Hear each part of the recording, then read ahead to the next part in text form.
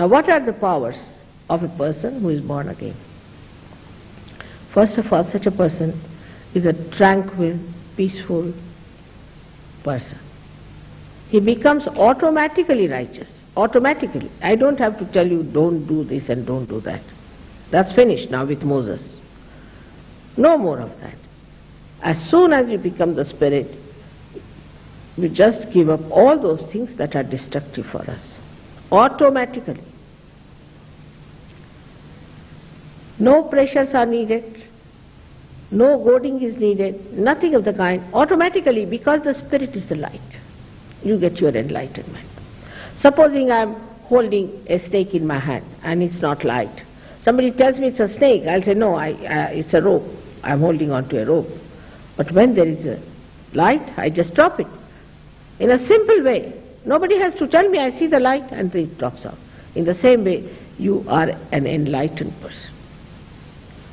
You can make out what is truth and what is untruth. For example, you see someone, even from Indian jails, some people who have just come out of jails, they don't know what to do with themselves. So they walk out with saffron clothes to Germany, maybe to Australia also, and they become great Babajis here. Now these great Babajis sit on some of the important places in the city, and everybody is surrounding them, giving them money, giving them their lives, you see, all big talk of love going on and everything. Is he a realized soul or not? How will you find out? You don't know whether he is a realized soul or not. Because you are not at an absolute point. You are still in a relative understanding. Because this person is wearing this kind of a dress, is sitting very quietly there, so he must be a Babaji. You cannot recognize a person, whether a person is true or not. You can't recognize me either, whether I am telling you the truth or not. Unless and until you become that absolute being, you cannot make it out. Then what happens, that when the Kundalini rises and pierces through your fontanelle bone area, then you also start feeling on your fingertips. These fingertips are nothing but the sympathetic nervous system centers which are indicative of the truth. If the person has got cool wind or cool breeze coming from that person, then he is a real one. If he doesn't have, then he is not. There are many persons who claim to be great, but they are not. Ultimately we find out and we are shocked the way they are. We don't know how is it our brain has failed, how is it our brilliance did not show clearly what was wrong with this gentleman, because we are not that. We have to accept humbly that we are still at a human awareness and we have to be at a spiritual awareness. That's the dimension we have to get, otherwise we cannot judge things properly. In this country now we have certain problems. In this whole world we have problems. Problems of atom bomb, every day you are hearing about this problem and that problem, all created by human beings. Imagine, intelligent, such good people have created problems for themselves, killing each other, preparing bombs and things like that, protecting each other. I mean, no animal does that. Only human beings are trying to protect themselves from each other. They are all the time worried who is going to attack them, not sure of themselves. The reason is they haven't reached that state of absoluteness. The time has come now. The time has come for you either to take to constructive working out of the problem or the destructive. By discussions, by arguments, by anything, you are not going to achieve anything unless and until there is a complete transformation in the human mind. And transformation is only possible when you become the spirit, because spirit is the universal being within you. And you become collectively conscious means you start universally feeling. You just start feeling another person on your fingertips. And if you know how to correct it, you have corrected that person. This is only the play of love of God. It's so simple. Even children can do it.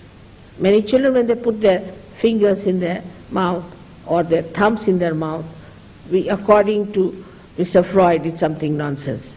But according to us, they are suggesting what centers you are catching. To understand your own children, you have to be a realized soul.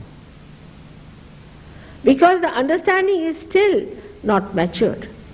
Unless and until you become a realized soul, you are not a matured personality to judge anything. At that level, whatever you judge will have another point of view. You can take 10 small children who are realized souls. We have many like that. And tie up their eyes. Now ask them, what's the wrong with this particular person? They will all raise one finger, meaning this, or this finger. If said this finger means that person feels guilty for nothing at all. This is the Vishuddhi on the left hand side. Or the right means he talks too much and he has problems here.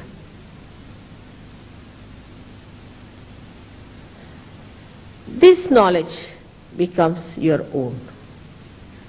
This is one of the powers I have described to you, that you feel the collective consciousness within yourself.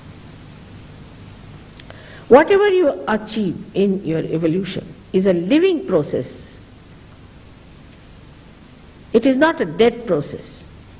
It's a living process by which your central nervous system can feel what is around you, what is within you. What you call the parasympathetic nervous system gets activated.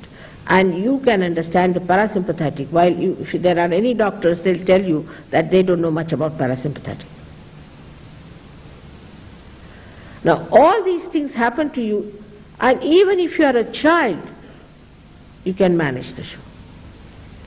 The second power you get is that you can raise the kundalini of another person. Like one enlightened light can enlighten another person. But we cannot deal with people who are nasty, who are superficial, who are stupid, not meant for that. It is meant for people who are seekers, who are intense. They are the chosen ones, and they are called as seekers nowadays. They might be drug addicts, or they might be anything. Doesn't matter.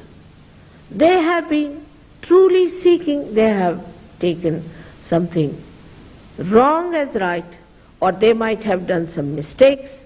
Doesn't matter. Everything is forgiven. They will get what they want, because they have been intensely seeking, truly wanting to be the spirit. This is the pure desire of the person that works out. Not a person who is just wanting it for the sake of some sort of a selfish or some sort of a power-oriented ideas. Now the third power one he gets is this, that a person becomes absolutely dynamic. He works very hard, he never feels tired. He can do things which he has never done before. I know of somebody who has never done anything artistic. Suddenly he started painting. I know another one who has never known what is poetry because he is a chartered accountant. He has been dealing with money all the time. Suddenly he started writing poetry, that too in Urdu language, which is such a difficulty. Such dynamism one develops.